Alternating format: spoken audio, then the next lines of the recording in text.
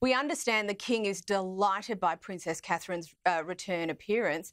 This must also be a huge weight off his shoulders, no doubt.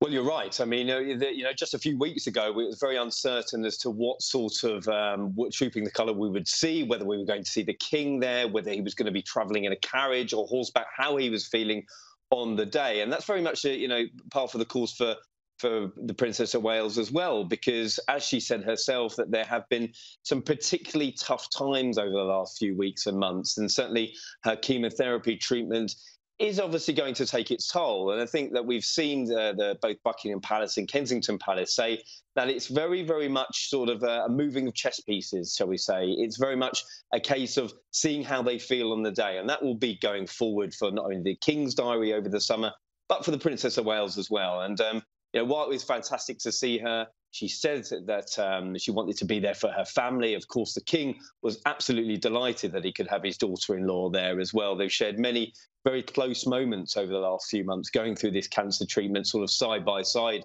if you will. So, very, very much a sort of a baby steps moment for Kate, but she looked great. Her family were there to support her. And I think that everybody was sending their best wishes both of their ways. And of course, the events of yesterday give us cause to look to the future, as you touched on a little earlier.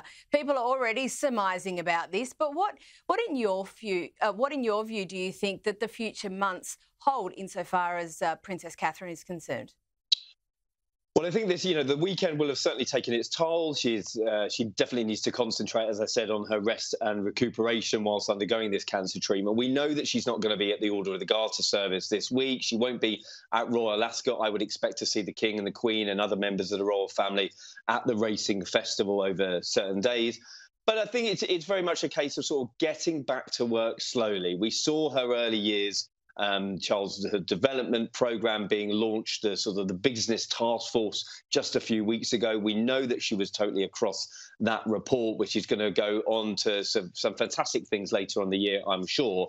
But it's about meetings. It's about sort of meeting with the private secretaries, working out what she can do on any given day. So I think look at the pillars of her work. That's certainly childhood development. That's certainly mental health. We may see her sort of tiptoeing back into that sphere. But, as I said, this could change at any moment. I think the palace have been particularly cautious, as was Kate in her message. So we won't know until sort of a day before if she's going to be out and about. But hopefully we'll see her at a few engagements over the summer.